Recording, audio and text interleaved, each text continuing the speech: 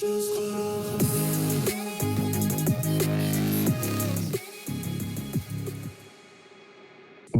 қай, сенімен бірге Абай ағай және Жүсіп білімдері орталығы. Құрметті оқушылар, бүгін бізде кезекті сабақ және сабағымыздың тақырыбы бұл бізде Қазақстандағы ұжымдастыру. Негізі оқушылар, барлықтарыңыз естіген шығарсыздар ұжымдастыру туралы, өйткені басқа саясаттардың ішінде, мысалы ЖЭС болсын, индустрияландыру болсын, соның ішіндегі ең көп зардап қазақ жеріне алып келген, жалпы қазақ ұлтын алып келген бұл ұжымдастыру саясаты болды. Негізі ұжымдастыру сөзіне бірінші мән беріп алайық. Ұжымдастыру деген бұл ұжымдастыру сөзінің негізгі түбірі қазақ тілінде қалып жүрген ұжым, яғни коллектив деген ғой. Жалпы ұжым деген ол бір көптеген адамның топтасуы, яғни мақсаты бір адамдардың, яғни бір жерге жиналысуы. Ал енді ксро не істегісі келді? Қазақ жерінің бүкіл қазақтарды, яғни біз шашаңқы өмір сүрдік қой әр жақта, өйткені көшпелі мал шаруашылығымен айналыстық. Оның себебін сіздер білесіздер.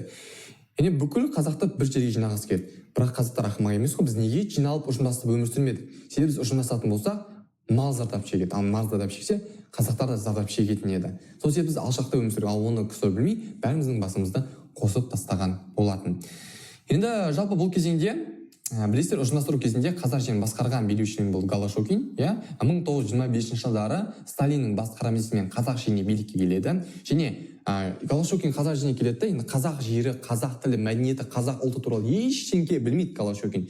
Қазақ жеріне келеді, былай қарап, қазақ жерінен мүлдем Қазан революциясының иісі шықпайды дейді. Сол себептен кіші Қазан революциясын қазақ жеріне ұйымдастырып, большевиктік билікті орнатам. Әйтпесе қазақтардың арасында большевиктік билік мүлдем жоқ екен деп сынап, кіші Қазан саясатын жасауға тырысады.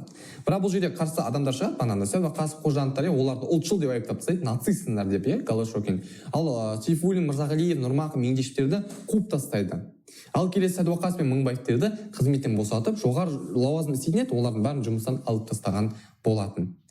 Şimdi біз 26-27 жылдары егіндік және шабындық жері қайта бөлініп бастайды. Негізі Голошокин деген айтқандай қазақ жері туралы ештеңе білмейді, сонымен қатар Голошокиннің негізгі мамандығы ол стоматолог негізі.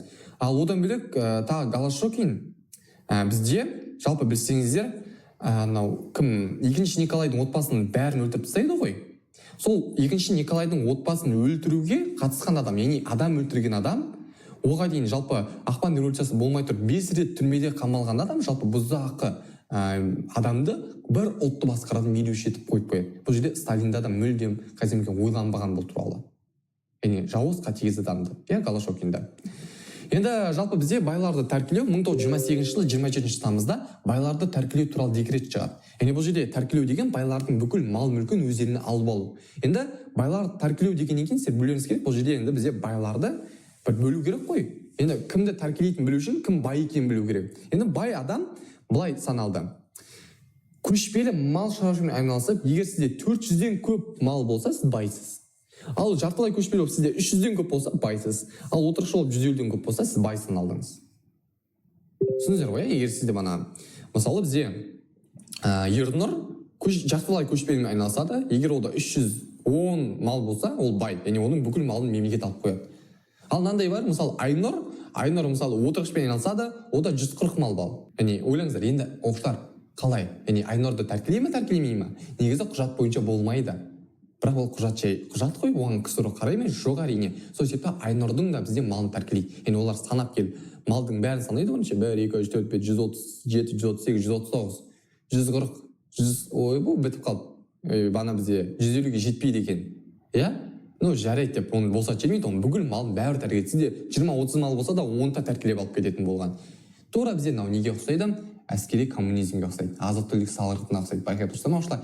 Азық-түлік салғыртының салдары не болып еді? Ашаршылық. Бұның да салдары, оқушылар, ашаршылық болды. Енді бізде жалпы 700-ге жуық шаруашылық тәркіленді. 145 мың мал өкіметтің қолына өтіп кеткен болатын. Сонымен қатар 30-31 жылдары бізде қазақ жеріне 180 мың кулак көшіріп келді. Енді оқушылар, бұл жерде қараңыздар. Кулак деген мынау емес, оқушылар. Кулак деген ол анау ксро-ның құрамында, мысалы, Украин жеріндегі бай украиндар тәркілеп, оларды да неседі қуып жібереді ғой. Яғни кулак деген бұрында бай болған адамдар. Яғни оларды сол кезінде кулактар деп кемсітетін. Яғни кулак болу енді өте жаман. Кулак қара вә деген секілді. Енді арғы ұжымдастыру, жалпы ұжымдастыру бізде 1927 жылы желтоқсан айында 15-ші съезде қабылданған болады. Енді ұмытпаңыздар, сонда ЖЭС 10-шы съез, индустрияландыру 14, ал ұжымдастыру 15. Оны ана би ретінде жатасыңыздар, былайынан 10 дейсіздер да, ЖЭС, типа би басталады, 10. Одан кейін бізде сөздерді қайттан 10, 4 көрдіңіздер ма? 1, 4, 14. Одан кейін қайттан x класстарда қайттан бүйтіп v дейсіздер 15 болады.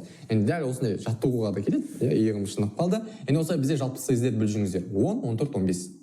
ЖС индустриалдарды ұжымдастыру. Енді бізде жалпы 1928 жылы тінту, тұтқынға алу, еркінен айыру туралы үкім шығады. Яғни кез келген КСРО-ның әскері кез келген шаруаны тінтіп, оның үйіндегі заттарды тәркілеп кетуге құқылы болды. Біз ойлаңыз, сабақ оқып отырсыз, сіздің есіңізде біреу бөрт деп өтті, сіз ары оқи бересіз, сіздің бүкіл затыңызды ақтарып шығады. Байлық бар ма, жоқ па? Сіз оған дым қарсы шыға алмайсыз. Келесі бізде 1928 жылы бізде 300 миллион пұт астық мемлекеттік қолына өтіп кетеді. 33 мың адам қуғын сүргінге ұшырайды, яғни қарсы шықты деп. Және ұжымдастыру жылдары малдан бөлек құрал саймандар да ортақ саналды. Көрдіңіздер ме? Яғни құрал саймандар да бізде ортақ саналған болатын. Енді жалпы күшпен отырықшыландыру немесе ұжымдастыру, енді сіздер түсіндіңіздер.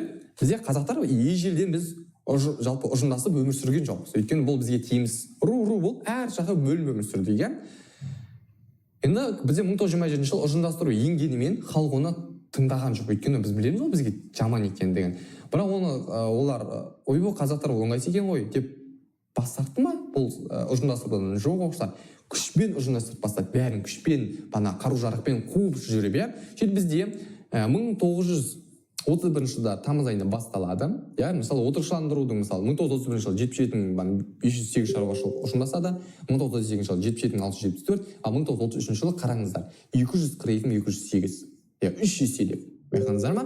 Ал ұжымдастыруға келетін болса, 1928 жылы қазақтан тек қана 2% ұжымдасқан болатын. 27-ден 28 көрдіңіздер, бір жылдың ішінде. Ал 30 жылдар олар күш қолданып бастайды. 50-де 5% ұжымдасады, халықтың тең жартысы. 31 жылы 65%, 34 жылы 89-да 9%, яғни қазақтан бізде почти барлық толық қазақтарды ұжымдастырып тастаған болатын. Соған сайын енді бізде ұжымдасты, малдың барлығы бір жерде тұрып жатыр.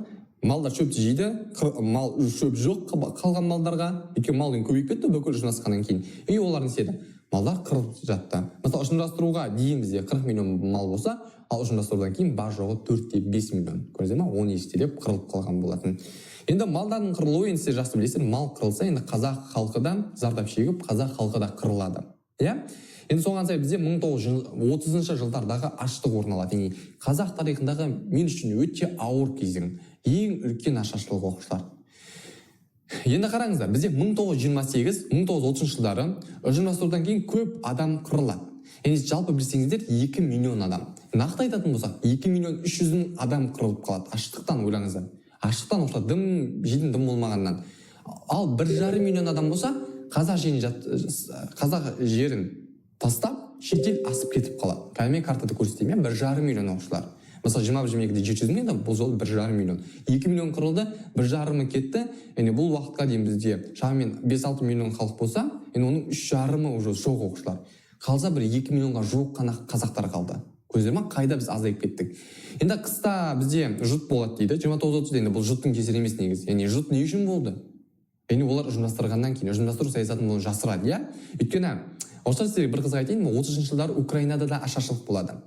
Бір Украина тарихында олар ашаршылық демейді, бұны геноцид дейді. Бір ұлтты КСРО құруға, Украиндар құруға тырысты дейді. Ал біз ашаршылық деп оқимыз, Енді келесі бізде 1931-30 жылдары 2 миллионнан астам адам қаза тауады, 2 миллион 300 мыңдай. 29 жылдары бізде Сырдария, Қостанай округтерінде көтерілістер орын алады. Соның ең үлкені, ең ірісі Созақта болады. 5 мың адам қатысқан. Және 1930 жылдары 27 наурызда ашуланған 200 көтерілісшілер Абакумовканы басып алады. Абакумовка деген бізде қойма болатын склад, тамақтар, аш халық қой, жаулап алады.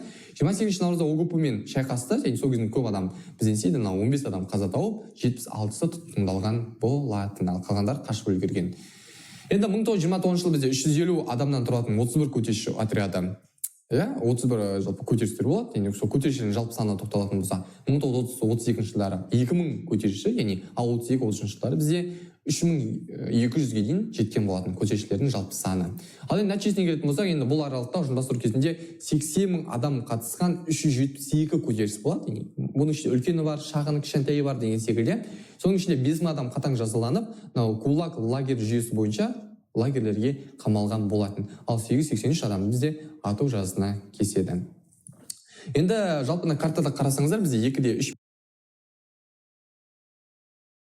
қазда, енді бұл картаны бізде америкалық жалпы тарихшылар істеген болатын. Қарап тұрсаңыздар, енді көшіп кеткен қазақтардың жалпы бағыты Монғолия, Қытайдың көрдіңіздер ме, әр бағытына Турцияға дейін асып кеткен. Ауғанстан, жалпы Иран, Түркменстан, Өзбекстан, Қарақалпақстан, Волга маңы барлық жаққа қазақтар 1,5 миллион халық көшіп кеткен болатын. Енді бұл жерде зиялылардың қарсылығынан толы, енді ашаршылық кезінде зиялылар не істеді? 26-28 жылдары бізде проблема ашық түрде қазақ жерінде болып жатқан проблемалар. Бірақ оны ешкім тыңдаған жоқ. Мысалы, осы кезеңде Исаев бізде Сталинге Голошокинді орнынан босату туралы өзінің ұсынысын айтады. Голошокин дұрыс билеуші емес деп Сталин апса дейді. Сталин кейіннен апсайды, білесіздер, Сталин 1933 жылы Голошокин биліктен алыпса, оның орнына Мирзаянды қояды. Бір қызығы, кейін Голошокинді халық жауы деп Сталин ат тастауға бұйрық береді. Ұлы отан соғыс басталмай тұр 1940 жылдары. Енді ары қарай келесі бізде Бесеудің хаты жазылады. Бесеудің хатын бізде Мүсірепов, Ғатауллин, Дәулеткалиев, Алтынбеков, Қуаныштар жазады. Негізі бұлар кімге? Сталинге жазған болатын, бірақ ол Голошокинге барды. Голошокин оны Сталинге өткізбей қояды. Бірақ осыдан сабақ алған бізде Тұрар Рысқұлов, Сталинге хатты өзі жазып, өзі алып барып береді. 1933 жылы. Және бұл хат 33 беттен тұратын. Оқша ойлаңыздаршы, 33 беттен тұратын хат, және 33 беттің бәрінде қазақ жерінде болып жатқан проблема туралы айтылады. Әрине бұл жерде ашаршылық туралы. Өйткені Тұрар Рысқұлов жазып жүрген, Жолдас Сталин, егер газет ашып қарайтын болса, большевиктік биліктің қазақ жерінде орнап жатқан жеңістер туралы керемет жаңалықтар жазылады. Ал бірде-бір жерде ашаршылық туралы, халықтың тең жартысынан көбісі қырылып жатқан туралы ешқандай ақпарат жоқ. Бұл сонда ашаршылықты жасыру ма деген секілді өзінің 33 беттен тұратын хатын жазып берген болатын. Негізі оқушылар бұл ашаршылық туралы айта берсе өте көп. Мен сол себепті сіздерге фильм көруге кеңес беремін. Мысалы, Қаш, Брюс Бидай, Ұлы дала зары. Ұлы дала зары өте керемет, соны көріңіздер. Өйткені ол жақтағы әр сюжет шын өмірде болған. Адамды адам жеу, мысалы, бізде алаштың зиялылары мал жинайды, бүкіл қазақтардан сол малды жинап, аш қалған ауылдарға таратуға барады. Сол кезінде бір ауылға барып, бір үйге келіп кірсе, келін мен енесі бір қазан қарап отыр дейді. Екі көз сол жақта қазан қайнап, тамақтың ішіп жатыр дейді. Қазанды ашып қалса, ол жақта нәрестенің денесі шықты дейді. Өкінішке орай оқушылар, шын рас бұл. Енді қазақтар бірін-бірін жеуге алған балаларын, аналарын, өз баласына тісі өтпегендер көршінің баласымен алмастырып жеген. Бұл қазақтың жалпы тарихындағы ең ауыр, ең қиын кезеңдердің бірі. Оны біз біліп жүрміз керек оқушылар. Бұның зардабы қандай екендігін. Егер бұл ашаршылық болмаса, жалпы бізде теория бойынша қазақтардың жалпы қазір саны 65 миллионнан көп болар еді. Көрдіңіздер ме, біз қаншалықты кеміп кеттік. Бұның бәрі осы ашаршылықтың зардабы. Жалпы оқушылар, бізде осы негізі ашаршылық туралы мен өте көп сөйлескім келеді, бірақ бізде тақырып осы, сіздер осыны білсеңіздер жеткілікті. Бірақ өздеріңіз ізденетін болсаңыздар, ол туралы көптеген ақпаратты кездестіруге болады. Енді мына жақта бізде соңғы мотивациялық сөзіміз, егер сені бір нәрсе ойлай алсаң, демек оны жасап шығара аласың деген сөз. Енді мен оқушылар, мысалы айтуым, мен ұбт 11 сыныпта 125 балл дегенді ойлап, нәтижесінде 125 балл алдым. Ол менің бірінші басыма келді, ойыма, және ол менің қолымдан да келген болатын. Сол себепті өздеріңіздің бастарыңызда бір ой келсе, содан ұстап алып, соған қолдарыңыздың жалпы жететініне сіздер сенімді болуларыңыз керек. Ал онда оқушылар, сіздермен қоштаспаймыз. Кезекті келесі сабақта жолыққанша аман сау болыңыздар.